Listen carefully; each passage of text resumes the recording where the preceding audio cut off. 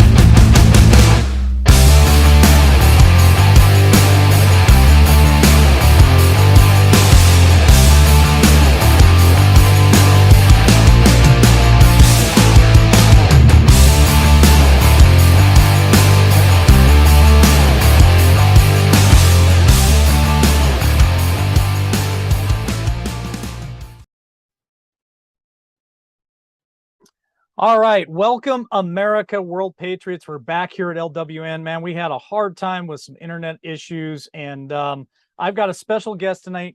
Jeff B was with us there for a little bit, came in and was able to give us some analysis on what he thinks going on. But there's other things out there that we really need to pay attention to. And so I've got my friend Andy from Miles Franklin with us this evening, and he has agreed to come on here and give us his take on what's going on around the world and the world economics and the bank collapses and closures around the world actually that's going on right now. So I'm going to go ahead and bring Andy in right now, and we'll start the conversation. The UN has reached out to the United States and other central banks around the world, asking them to drop the interest rates. Andy, that's a little concerning. And why would the UN really be part of that? Because it's shown that, and first of all, good to see you, Mike, and good to be here. It's because most of the countries in the world have lots of dollar-denominated debt. And especially the poorer countries, they have to spend a whole lot more money to pay off the debt as the dollar is rising in value and rates are rising. They have to spend more of their own money to convert to US dollars to service and to pay off their debt. It can bankrupt countries. And look, the real reason is that the UN asked them to stop raising rates because it was crushing the developing countries and wreaking havoc on the markets more than anything.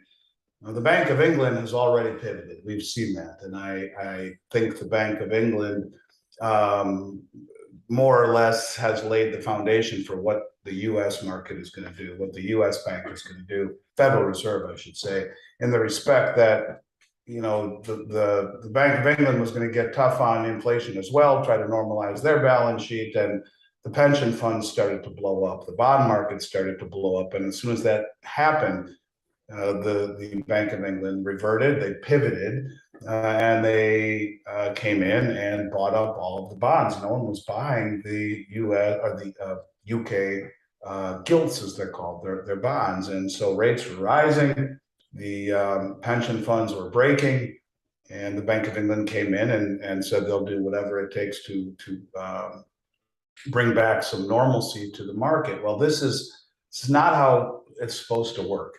Mother Nature has corrections and recessions and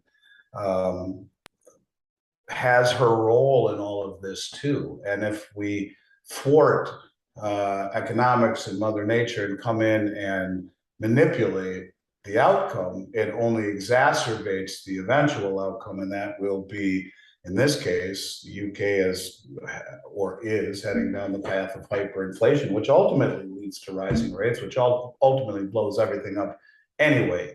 And I think the way it affects the world economy, and they're talking, the article that I just read, they're talking about inflation, world economic inflation, and we're already seeing a huge rise in 40 years here in America.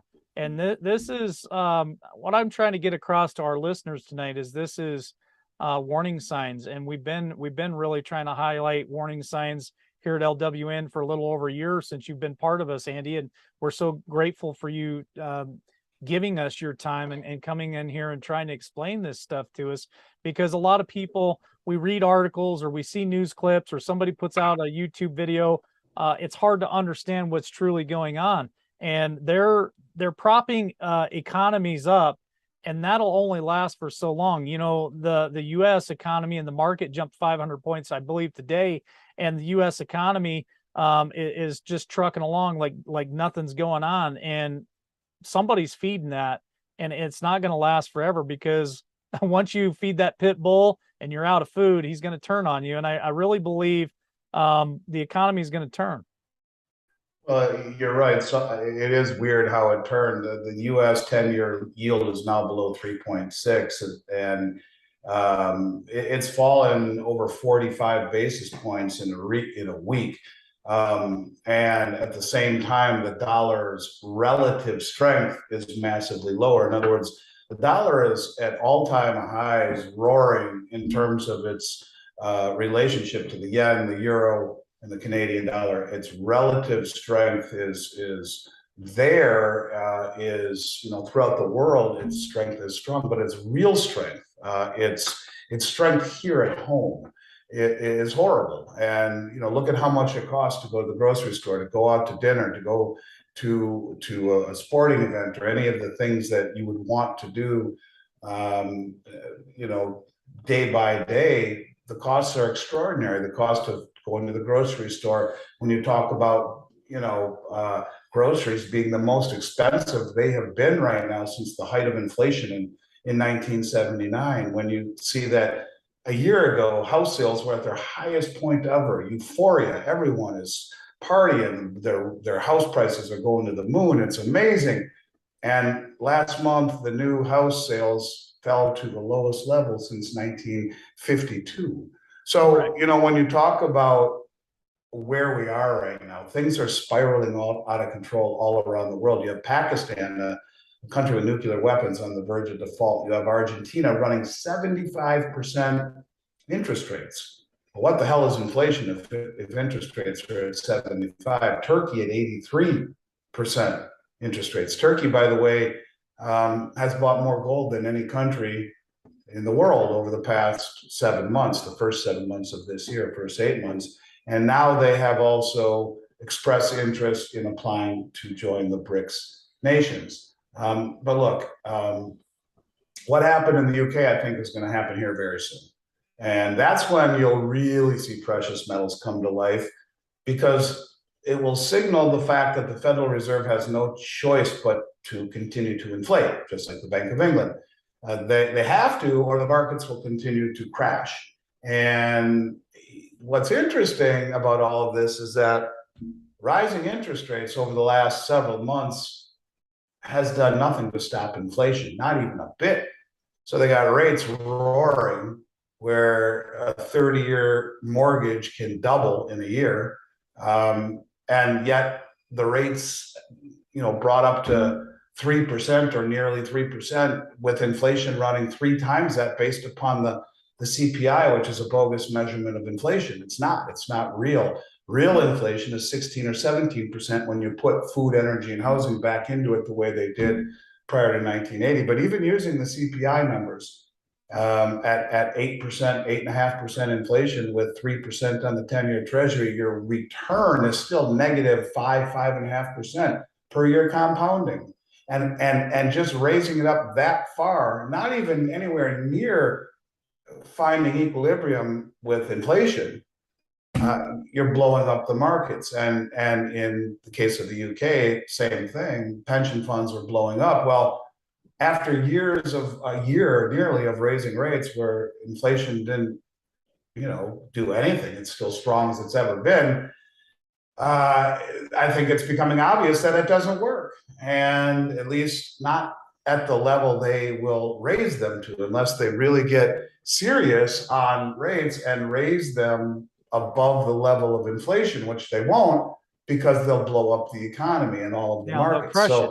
They'll crush everybody. That's right. And so I've been talking about two realities that we live in, Andy, and I've discussed it with you a little bit. I've discussed it with some of my other inner circle people, and the reality that I see, LW, as I see, and you and I have talked about this before, the reality that we continue to go down the path that we're going, which is a false economy, and everything is out of freaking control, including inflation, gas prices, people flooding the southern border, or Yeah. the other reality that you speak of, which is raising interest rates to combat inflation.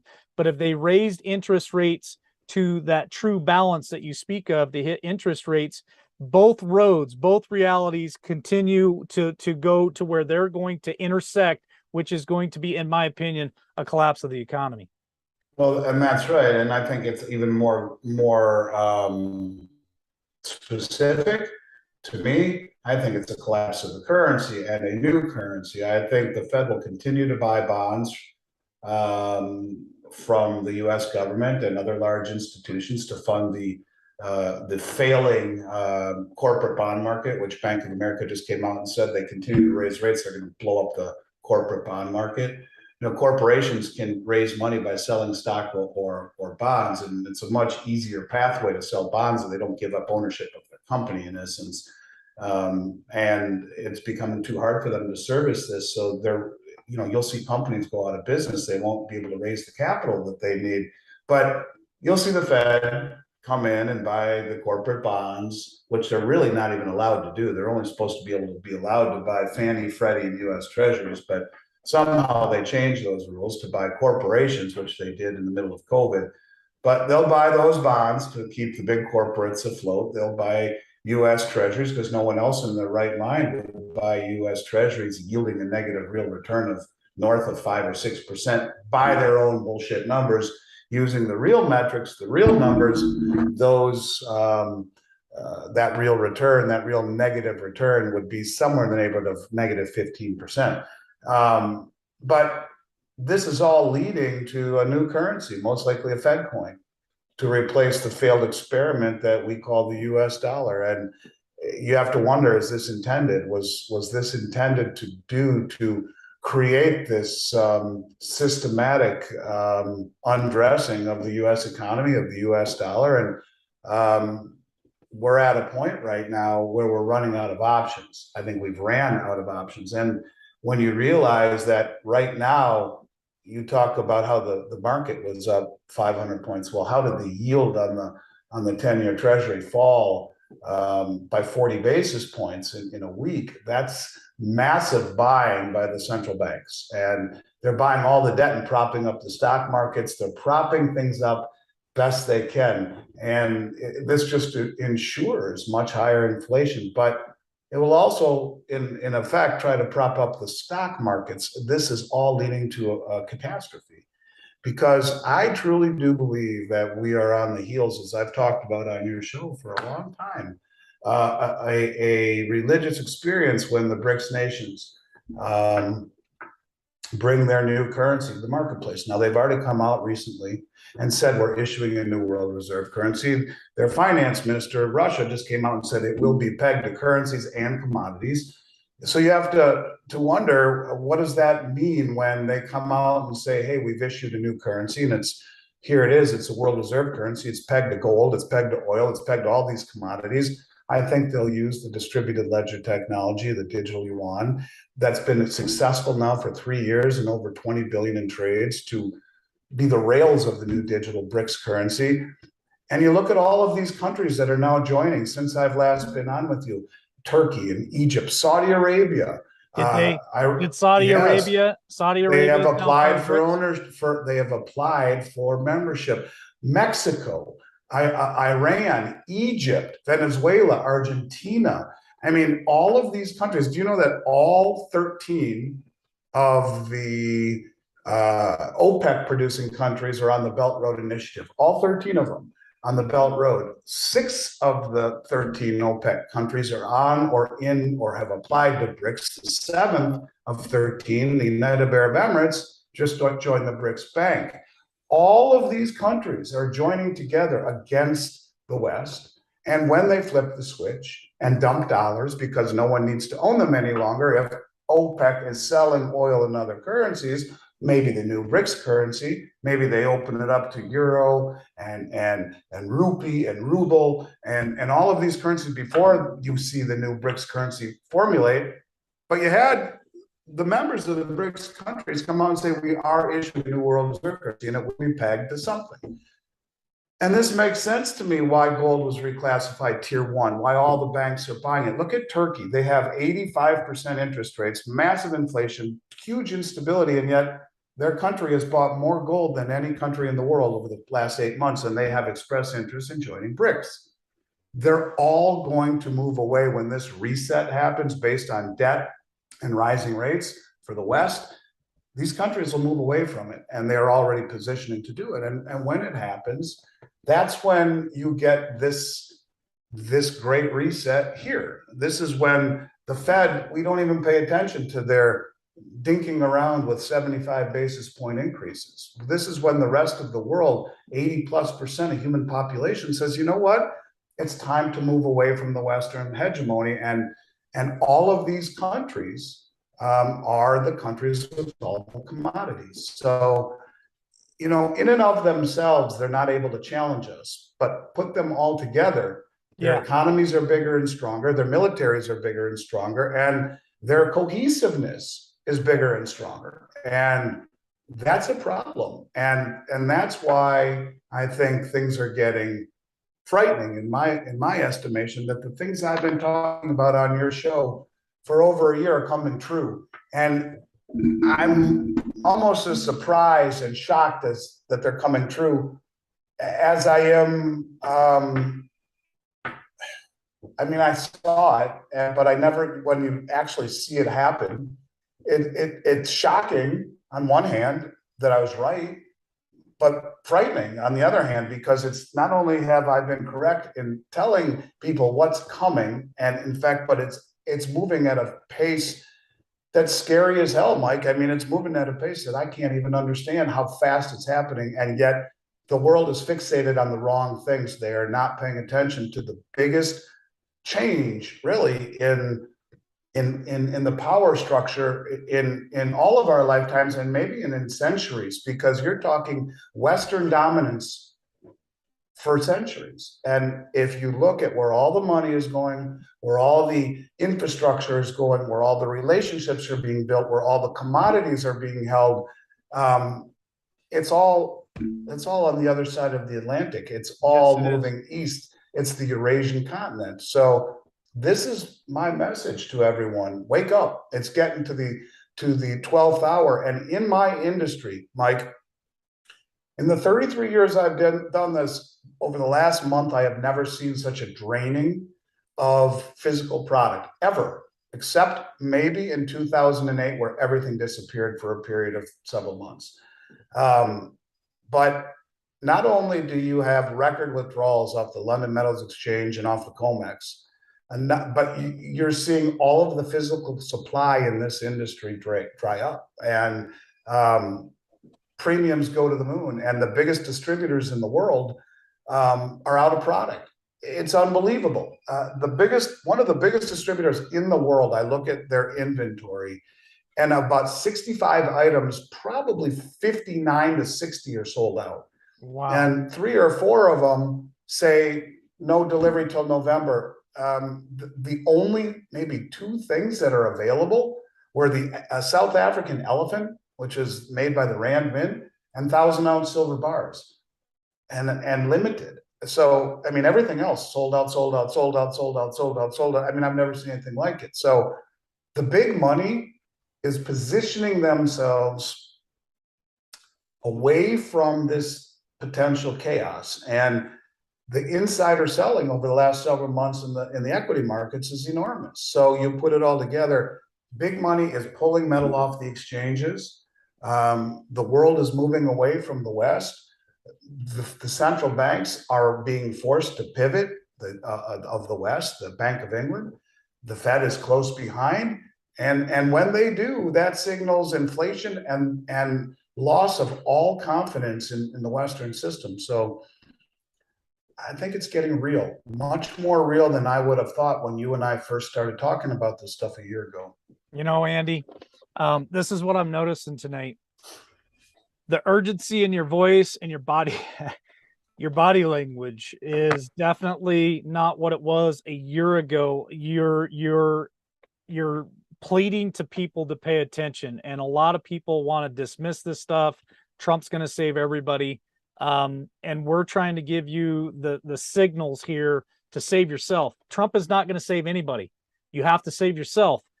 Here's a couple of things that I've noticed recently, and I'd like for you to comment on that. I've noticed a lot of people starting to, and I don't know if I'm using the right words, technical words, but they're shoring up their retirements. They are, when you talk about things being empty off the shelf in the metal market, a lot of people have started really moving their retirement into metals. I'm seeing it like crazy. I never thought that I would see this. Like, you and I have talked about this even 6 months ago, and I had a retirement. I'm like, Andy, what should I do? Well, maybe move a little hit here and do this and do that. You gave me, a little bit of advice. What I'm seeing people do is they're moving all of it, like, and they're not even messing around about it, and they're not letting off the accelerator. That's the one thing that I'm noticing recently, probably within the last, I don't know, 4 to 6 weeks. The other thing that was reported was that China brought back a lot of the Western currency to America. I know specifically that you've talked about this when you said that these companies start bringing our money home to us. That is a sure signal, and I want people to realize that tonight. I'd like for you to comment on that. And the last thing that I want to address is Executive Order 14. I believe it's 1406, which is talking about the Reserve, the Fed, coming up with their own digital currency. Biden just signed that. It's supposed to go into effect, I believe, in December. What does that mean for Americans?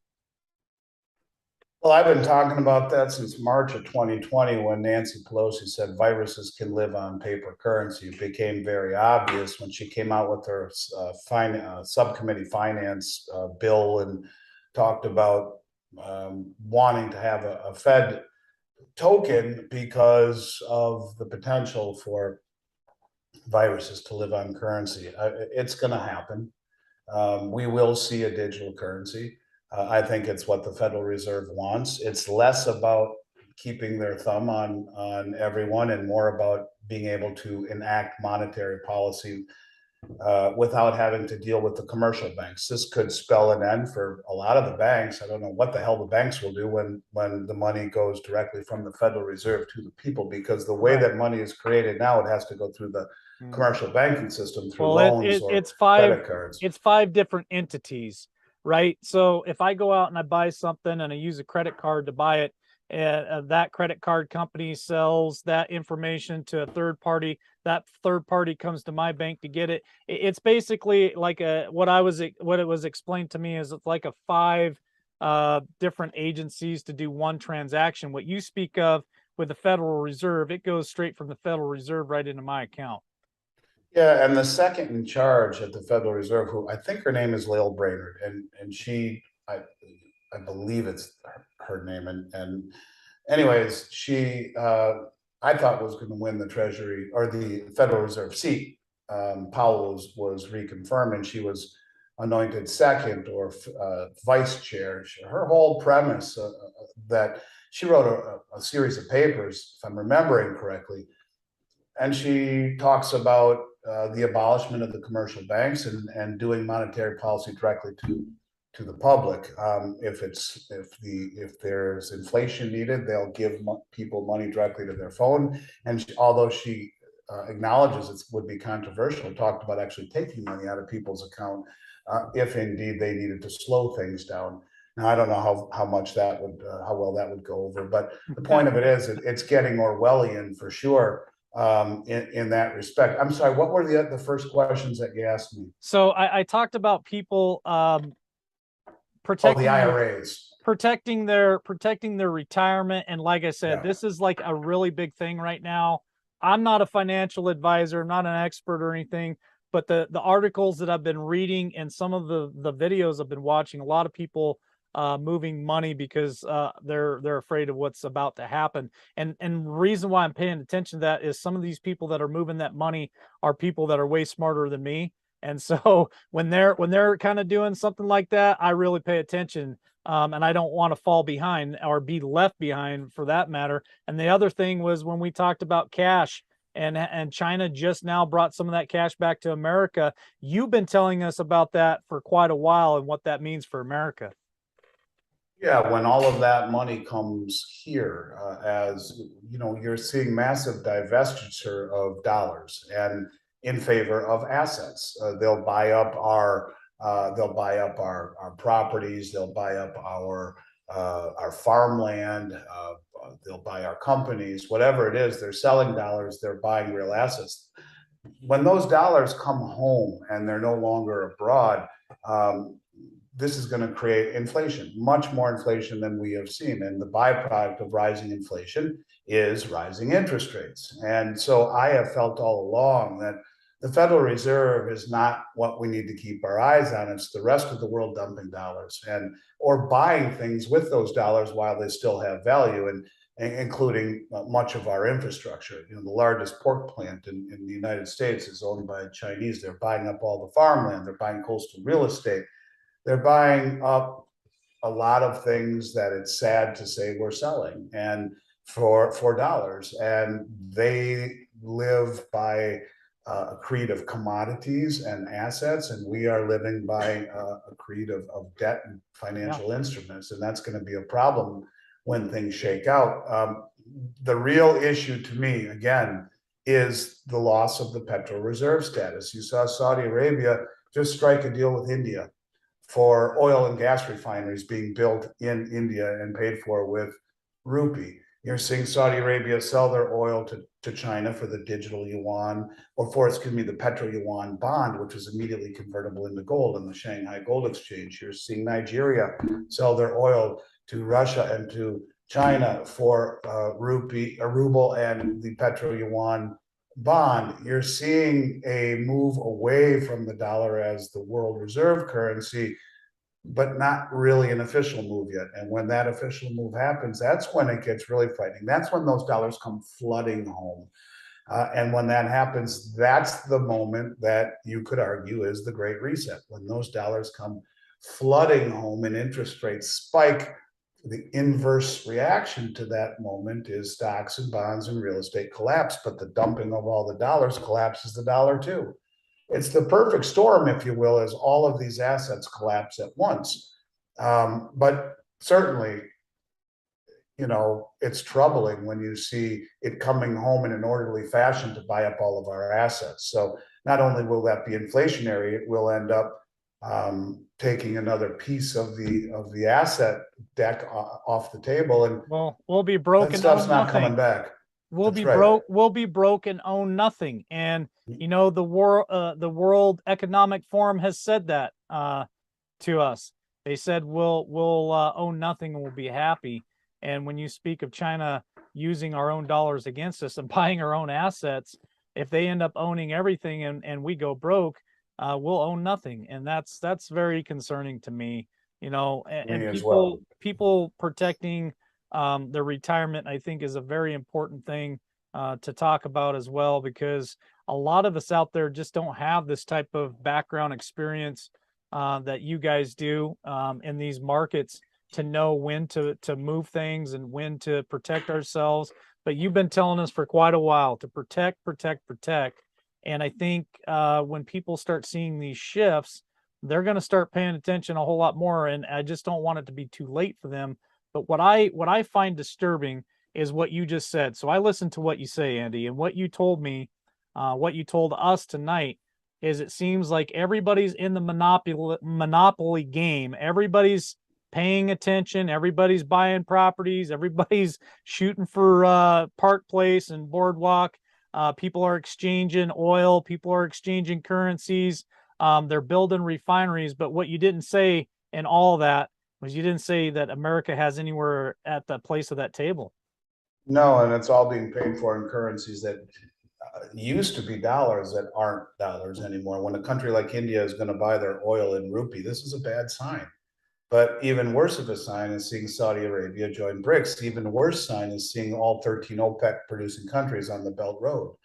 This is a sign that you are seeing these countries formulate a cohesive unit.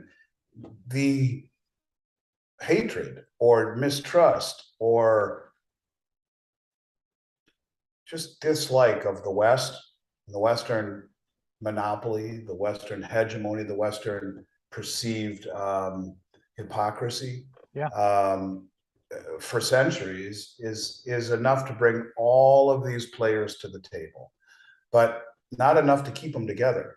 What does keep them together is the pledging of commodities to a distributed ledger technology. So I think the Chinese digital yuan will be the rails of the new BRICS currency, and all of the countries will pledge a commodity to the new currency. And that's as much as the Russian finance minister in charge of this came out and says, hey, it's going to be a basket of local currencies, but also commodities. And they went as far as saying precious metals and fossil fuels, hydrocarbons, sugar, grain.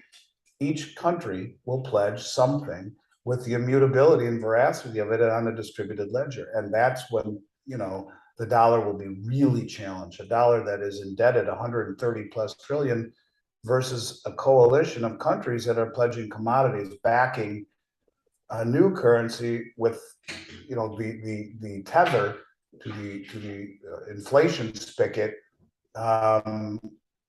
being for everyone there to see pegged to a basket of commodities. So it's getting real. Yeah, Zoltan Pozsar, the repo market expert from the New York Fed, came out and said, we are now entering a new world. He called it Bretton Woods 3, where commodities will be the rule of the day, not debt instruments, where countries will peg their currencies to commodities, where commodities will be favored over debt instruments and pieces of paper. And that's what you see. You talk about, as an example, this drive for the United States to go green and get rid of the combustion engine, where, California, you can't buy a combustion engine vehicle after 2030. Well, where all the rare earth metals come from to make those batteries? 85% from China.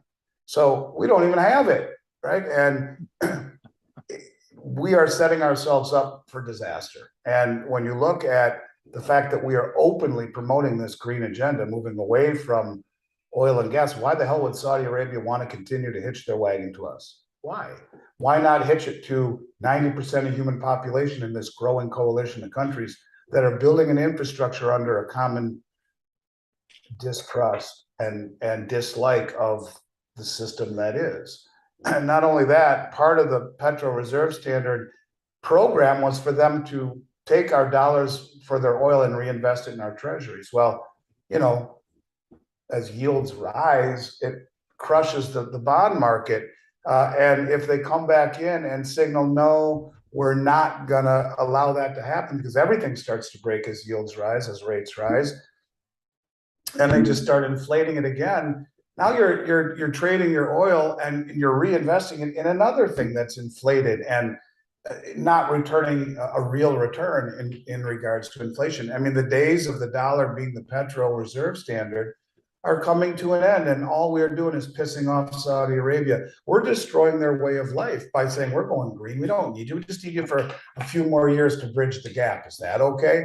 No. How about we'll go to all of these countries around the world who dwarf the West in terms of population and put them all together, have bigger economy and military.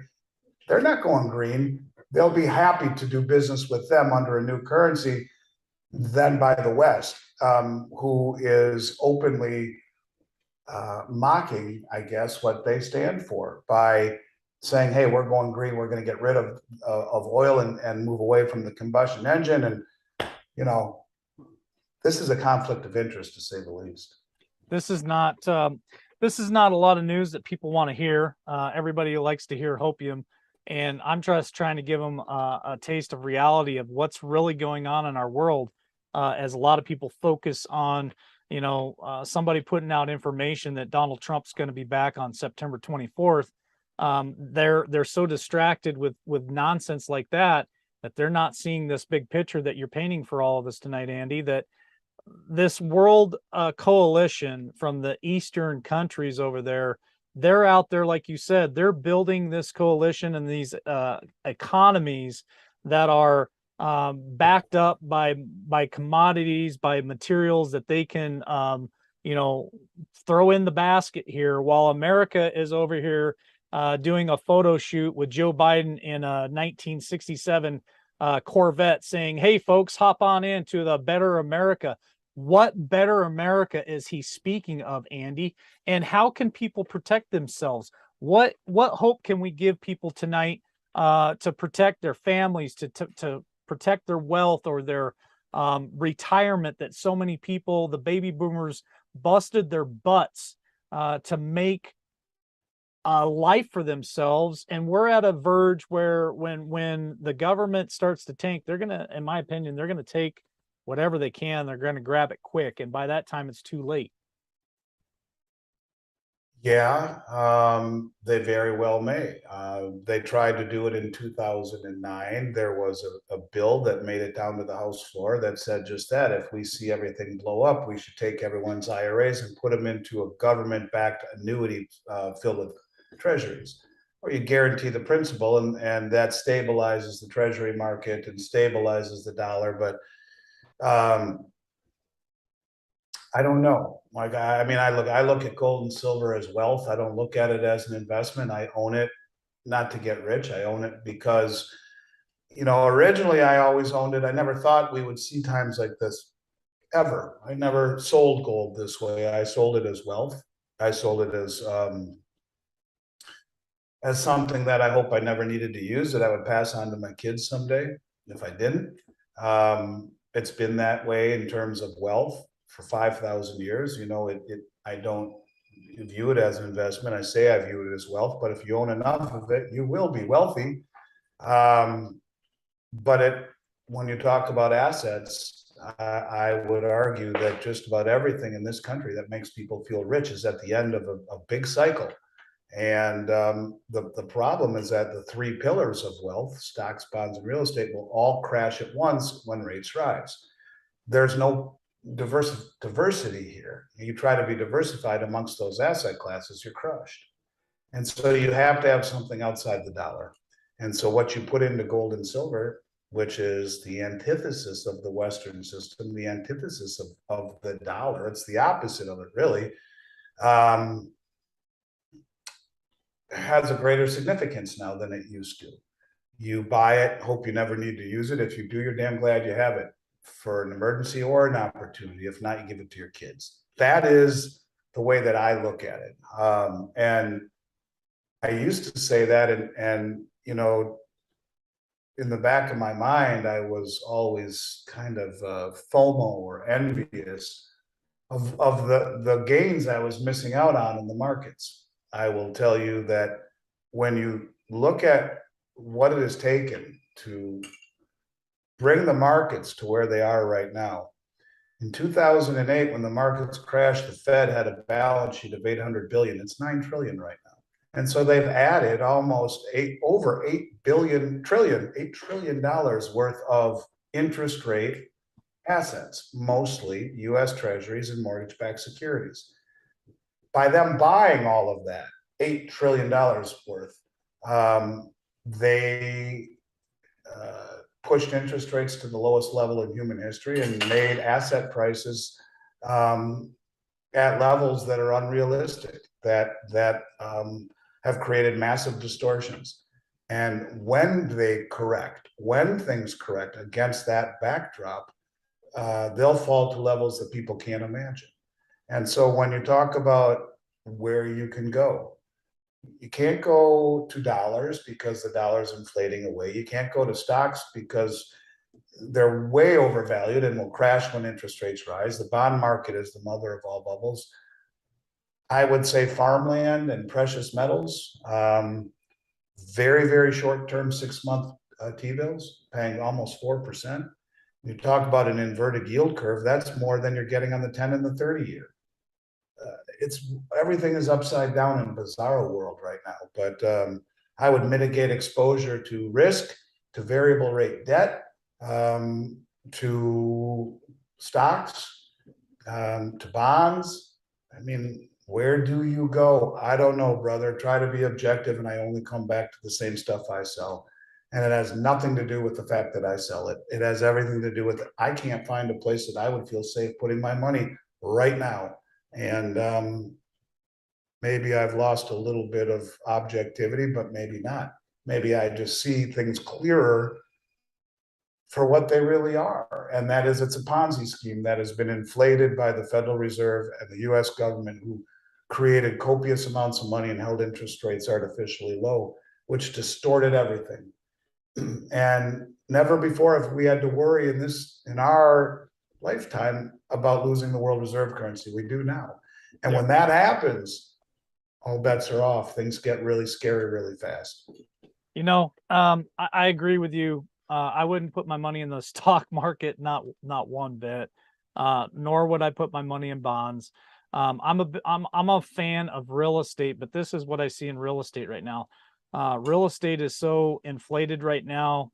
You're going to pay twice what property is worth. That's not a good investment for me. So again, it's not because you're on my show. It's because I come back to the same conclusion, which But is what happens if rates rise?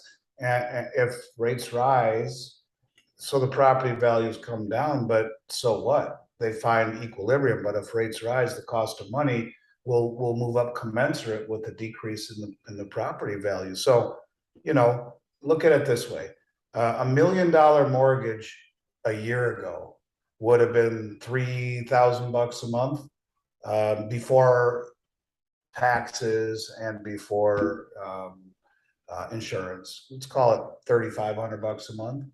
That same deal right now would be about $8,000 a month. So, what happens if rates go from where they are now and they double? So then it's $16,000 a month. So as rates rise, property values exponentially will decrease because the cost of money increases. And so real estate at high levels, all of it really achieved at super low interest rates. What is making the fact that I told you it's the lowest number of new house purchases since 1952 is because they haven't come down yet and rates have risen. So you have high price values and the cost of money has gone way up. Even if the prices of homes come down, the cost of money has gone way up, and the banks aren't really excited about lending. Right now, the banks have over $2 trillion in the reverse repo market, where they take their money and give it to the Fed overnight and get treasuries back, instead of lending it to you and I for a home equity loan or a 30-year mortgage or whatever, because the economy is such that they don't want to do so. So, when the home prices come down, the only way that the real estate market is a good bet is if rates don't rise. And if rates don't rise, in fact, if they lower rates, well, we have a bigger problem. That is, the dollar will lose all of its standard, will lose all of its credibility. The Fed will lose all of its credibility, and we have a bigger problem. There is no easy way out of this. You're damned if you do, you're damned if you don't. So I think it's about being conservative and getting the hell out of harm's way. So yeah, real estate, you have to live somewhere. But to me, if you're going to buy any real estate, it would be something like a farm or a ranch or something that allows you to grow food and get out of the cities. And it's a tough one for me right now. Real estate has had a hell of a boom for 30 years. I think it's probably not the best place to invest your money right now as rates rise. I agree with you. I agree with you, Andy. Thank you so much for joining us this evening. I just I want to go to final thought, and I know that we've covered a lot of stuff in the last 40 minutes, and some of this stuff I'm sure is very concerning for people. A lot of people probably at this point want to just turn the TV off. I can't hear no more. This is depressing. I get that comment quite a bit when you speak reality to people. A lot of people want to hear rainbows and unicorns all the time, but that's not reality. And we're simply just trying to put a warning out to people so that you can protect yourself, protect your family, in my opinion, a scenario that could get very bumpy real quick and could last for a little while. So, your final thought for tonight, is there anything out there? And I know I pretty much just asked you that question. Hope for people. I just say, I guess, buckle up and get ready for what's about to happen, because, like you said, it's just happened at a rapid pace, and you can't even believe how quickly it's unfolding. Yeah, I wish I had a more cheery message. It's a bummer that I don't. This is why I never talk to my friends. A lot of people in the new community I live in don't have any idea the way that I look at the world. And it's because this is not a great message, but it's one that I'd rather be prepared for and be able to survive and maybe even thrive in this environment. There will be winners and more losers than winners in this environment. He or she who loses least wins. And I think that's important. And you need to, instead of falling victim, do what you can to come out of this okay. And just to understand that it's the ideal of every single nation to print as much money as they want, but at the same time, keeping inflation in check. And the question is, how do they do that? They do that about lying about the inflation rate, and they end up doing that about lying about the information and the things that are very, very important. And we're all going to wake up to a new reality someday. So if you have these feelings in any capacity, then do what you can to prepare. And I think any measure of preparation prior to this type of an event happening is important. Take every moment that you have to find a way to get stronger mentally and physically and financially. Prepare, even if you have to do it reluctantly. I think you'll be glad that you did. All right. Well, my final thought is this, Andy. Prepare, folks. I think Andy is correct. Whether that's more beans in the can, whether that's more cases of water, a little extra fuel for the generator, or purchase a generator. And I strongly suggest get yourself a little bit of precious metals as well. You can do that at info@milesfranklin.com. Use promo code Liberty Warrior Nation. Reach out to Miles Franklin and get a hold of the great team that they have. Ask questions. It doesn't hurt to just call and ask questions. And then if you guys are interested in making a purchase, gold, silver, to me, it doesn't really matter. It's just making sure that you can protect your family against high inflation and a possible reset. And I just really strongly suggest people to take that opportunity and do it. Andy and his team are great people. I've worked with them, and they're always able to answer the questions, and great product, great service. And so, Andy, thank you so much for being part of LWN and being a supporter here. It does make a difference to keep us going. And so with that being said, people, good night. God bless. Stay safe. And we'll catch you on the next one.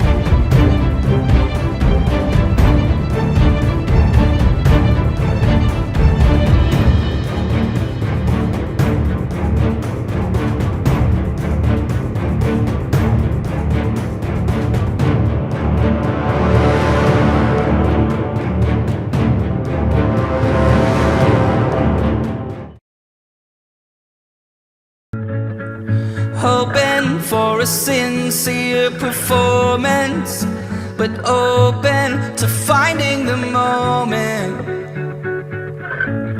to finding out where I'm headed now. Looking looking for a sign of disaster, so I can make it there faster. I'm weighing the consequences out. I can see in all directions. It's all open to interpretation, but I see colors that are breaking from the other side, the other side. When I make mountains out of summer trails, when I buckle under all the details, I'll keep going till I make it to the other side, the other side.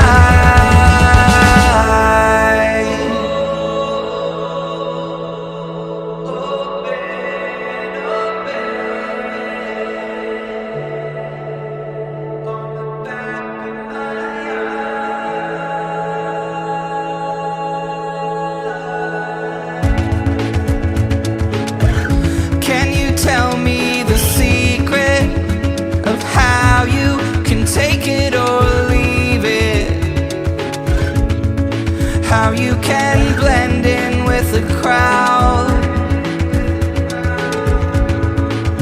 I'm so scared, so damn afraid to look. I'm so sick of talking.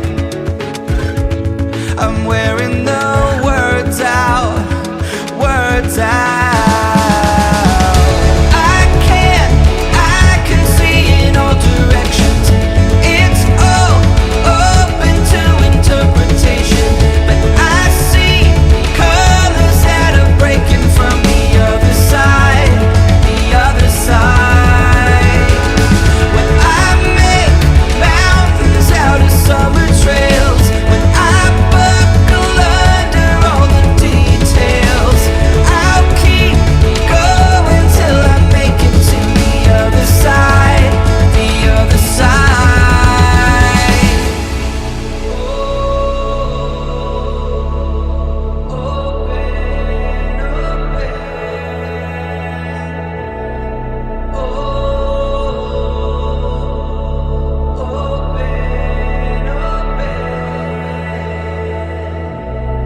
When it feels like everyone's out to get me,